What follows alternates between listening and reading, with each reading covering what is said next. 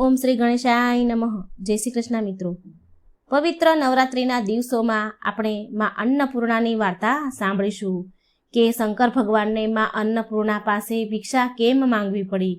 શંકર ભગવાન તો ત્રિલોકના નાથ છે, તો એમને કેમ ભિક્ષા માંગવી પડી? તો આ વાર્તાનું રહસ્ય શું છે તો આપણે આ વિડીયોમાં જાણીશું. અન્નપૂર્ણી સદાપૂર્ણી શંકર પ્રાણ વલ્લભે જ્ઞાન વૈરાગ્ય સિદ્ધર્થે ભિક્ષામ દેહી ચ પાર્વતી. જય માં અન્નપૂર્ણા. યા દેવી સર્વભૂતેષુ અન્નપૂર્ણા રૂપેણ સંસ્થિતા. નમસ્તશ્યે નમસ્તશ્યે નમસ્તશ્યે નમો નમઃ. મિત્રો, અન્નપૂર્ણા દેવી આપ સૌના ઘરમાં ભર્યા ભંડારા રાખે અને સુખ સમૃદ્ધિ સદાય તમારા ઘરમાં રહે, આવી મનોકામના સાથે હું આ વાર્તા કહેવા જઈ રહી છું.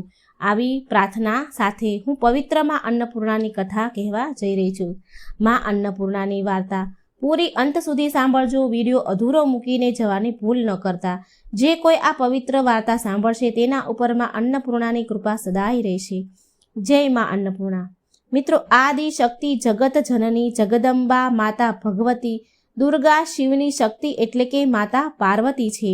આ તો તમે બધા જાણો છો, પરંતુ જગત જનની માં જગદંબા પાર્વતીજીનો અન્નપૂર્ણાનું રૂપ કેમ ધારણ કરવું પડ્યું હતું? એવી કઈ પરિસ્થિતિ ઉત્પન્ન થઈ કે માતા અન્નપૂર્ણા પાસેથી દેવોના દેવ મહાદેવને ભિક્ષા માંગવી પડી? ચાલો આ કથા સાંભળીએ.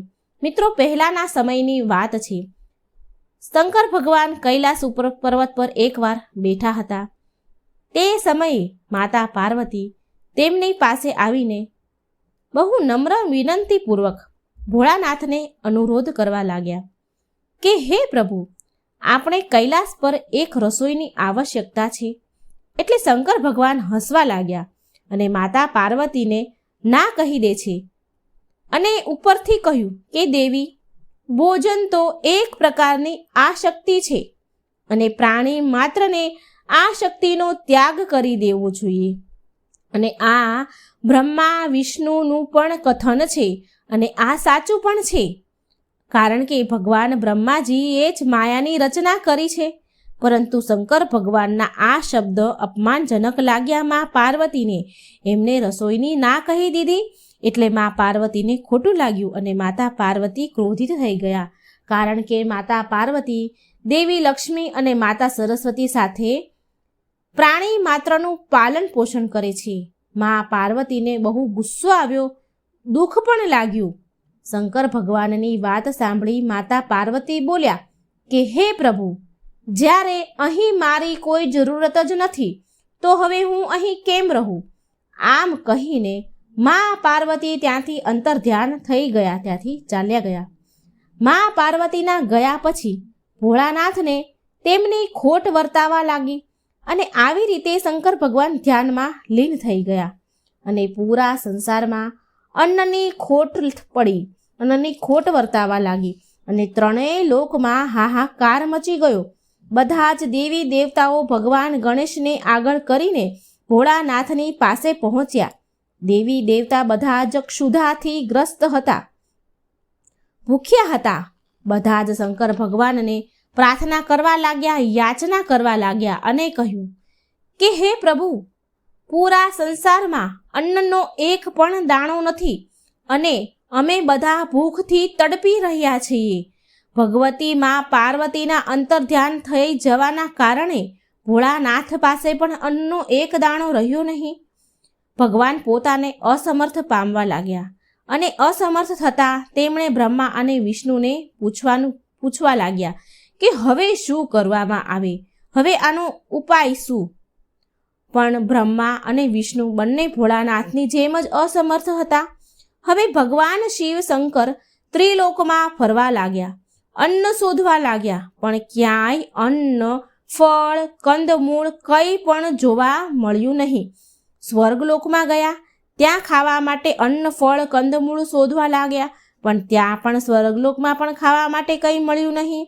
પછી ગયા પાતાળ લોક, ત્યાં પણ બધું ખાવા પીવાનું અન્ન, ફળ, કંદમૂળ કંઈ પણ મળે તો શોધવા લાગ્યા, પણ ત્યાં પણ કંઈ મળ્યું નહીં. આ જોઈ શંકર ભગવાન બહુ દુઃખી થયા. હવે ભોળાનાથ શિવ શંકરને સમજણ પડી ગઈ. સમજવામાં આવી ગયું હતું કે અન્નનું શું મહત્વ છે. અન્નનું મૂળ ભગવાનને સમજાઈ ગયું. ભોળાનાથ અન્નની શોધમાં ભટકી રહ્યા હતા. ત્યારે ભગવાન શિવ શંકરને એક અઘોરી મળ્યો અને એ અઘોરીએ શંકર ભગવાનને જોયો એટલે તે પણ પોતાની જેમ શંકર ભગવાનને અઘોરી સમજવા લાગ્યો, જે ભગવાનને મળ્યો હતો.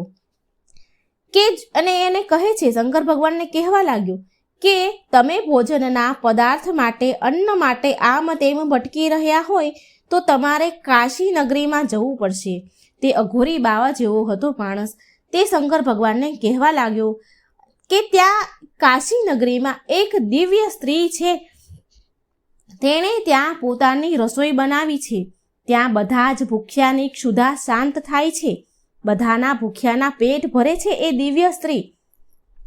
અઘોરીની વાત સાંભળી ભગવાન શિવ કાશી નગરી પહોંચ્યા અને ત્યાં તેમણે જોયું કે અરે, આ રસોઈ તો પાર્વતી દેવીની છે, જે સ્વર્ણ સિંહાસન પર બિરાજમાન છે અને ત્રણેય લોકમાં તેમની દિવ્યતા ઝગમગી રહી છે. અહીં માતા અન્નપૂર્ણાના રૂપમાં બધા જ ભૂખ્યાને ભોજન પ્રદાન કરી રહ્યા છે અને બધાની ભૂખ શાંત કરી રહ્યા છે. કાશીમાં ત્યાં કોઈ જીવ જ ન હતો જે ભૂખ્યો હોય. માએ બધાની ભૂખ શાંત કરી હતી, બધાને ભૂખ્યાને શાંત કરતા હતા. ભોળાનાથને ત્યાં આવેલા જોઈ માં અન્નપૂર્ણા મંદ મંદ હસવા લાગ્યા, મનમાં મુસ્કુરાવા લાગ્યા અને ભગવાન ભોળાનાથને મીઠા મધુર અવાજમાં કહ્યું કે હે પ્રભુ, તમે અને બ્રહ્માજી ભૂખના બંધનમાં નથી બંધાયેલા, પણ જે તમારા ભક્ત છે તે ભૂખના બંધનમાં બંધાયેલા છે.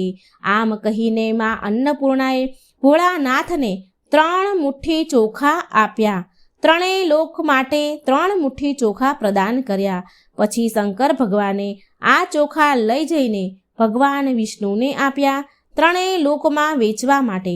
અને ભગવાન વિષ્ણુએ ત્રણેય લોકની ભૂખ શાંત કરવા માટે આ ચોખા ત્રણેય લોકમાં બરાબર વેચી દીધા.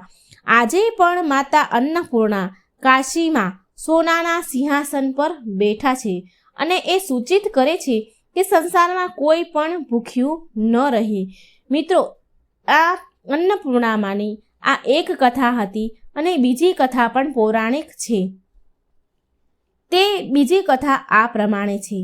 કહેવાય છે કે જ્યારે ભગવાન રામ માતા સીતાને છોડાવવા માટે લંકા પર ચડાઈ કરી હતી તો તે સમય દરમિયાન વાનર સેનાને બહુ ભૂખ લાગી હતી. તે સમયે ભગવાન રામે માં અન્નપૂર્ણાની આરાધના કરી અને એનાથી પ્રસન્ન થઈને માતા અન્નપૂર્ણાએ પૂરી સેનાની ભૂખ શાંત કરી હતી. અને બીજી પૌરાણિક કથા અનુસાર એકવાર ભગવાન શંકરની પ્રિય નગરી કાશીમાં ભયાનક અકાળ પડ્યો, જેના કારણે કાશીમાં મનુષ્યની સાથે જીવજંતુ પણ મરવા લાગ્યા અને ચારેય બાજુ હાહાકાર મચી ગયો. ત્યાર પછી કાશીવાસીઓએ બ્રહ્માજી અને વિષ્ણુ ભગવાનની આરાધના કરી અને તેમની પૂજા કરી અને તેમને પ્રસન્ન કર્યા. ભગવાન બ્રહ્માજી અને વિષ્ણુ ભગવાને તેમને દર્શન આપ્યા તો બધા લોકોએ આ બધી વિપદા કહી સંભળાવી. આ કઠિન વિપદાથી બચાવવા માટે પ્રાર્થના કરી. ત્યારે ભગવાન બ્રહ્મા અને વિષ્ણુ શંકર ભગવાનથી આ સંકટનું નિવારણ કરવાની પ્રાર્થના કરે છે. ભગવાન શંકરે કાશીનું ભ્રમણ કર્યું અને કાશીને જોયું ત્યારે તેમને સમજણમાં આવ્યું કે મા પાર્વતી રૂપી અન્નપૂર્ણા જ આ સંકટનું નિવારણ કરી શકે છે. તો મા અન્નપૂર્ણાની કૃપા થશે તો આ કાશી નગરીમાં લોકોને અન્નની ખોટની સમસ્યા દૂર થઈ જશે. શંકર ભગવાને ભ્રમણ કર્યું અને આ બધું જાણ્યું. ત્યારે પછી ભોળાનાથ મા પાર્વતી પાસે આવ્યા અને ભોળાનાથે મા પાર્વતીને અન્નપૂર્ણા રૂપ ધારણ કરીને બધાનો ઉદ્ધાર કરવાની પ્રાર્થના કરી. માતા પાર્વતીએ અન્નપૂર્ણાનું રૂપ ધારણ કર્યું અને ભગવાન શંકરે તેમની કાશી નગરી માટે માતા અન્નપૂર્ણા પાસે ભિક્ષા માંગી.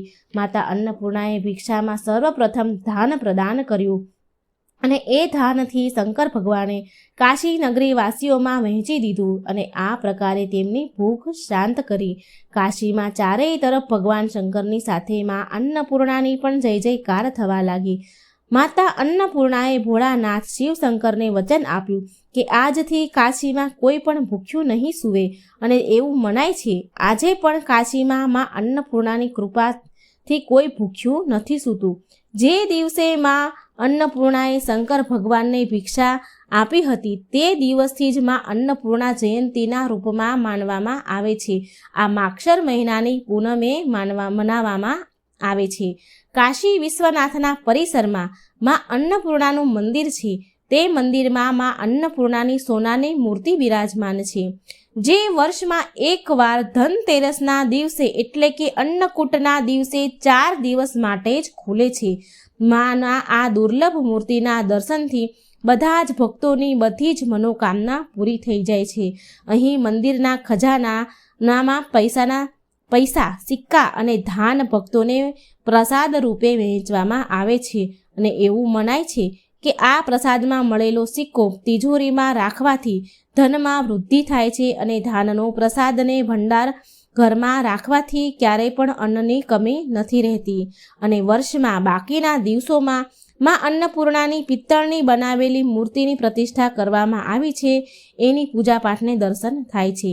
મિત્રો, આ હતી જગતનું ભરણ પોષણ કરનાર માં અન્નપૂર્ણાની કથા.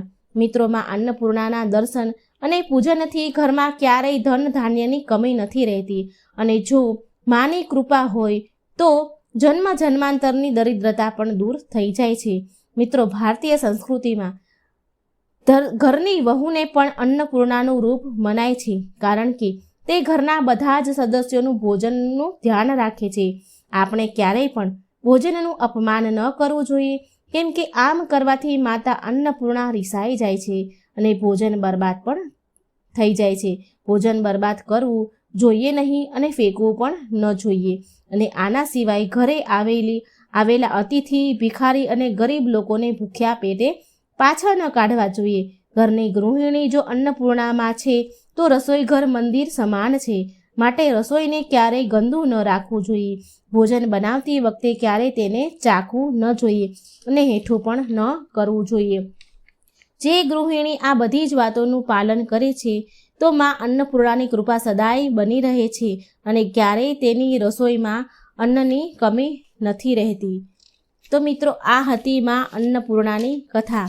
જો મિત્રો તમને સારી લાગે તો મારી ચેનલને લાઈક, સબસ્ક્રાઈબ અને શેર જરૂર કરજો. ભોળાનાથની ભિક્ષા માંગવા તરફ પાછળની આ કથા હતી. આ વાર્તા સાંભળનારની માતા અન્નપૂર્ણા બધી જ મનોકામના પૂરી કરે એવી મારી પ્રાર્થના છે. જય માં અન્નપૂર્ણા. જય શ્રી કૃષ્ણ. રાધે રાધે. Thank you.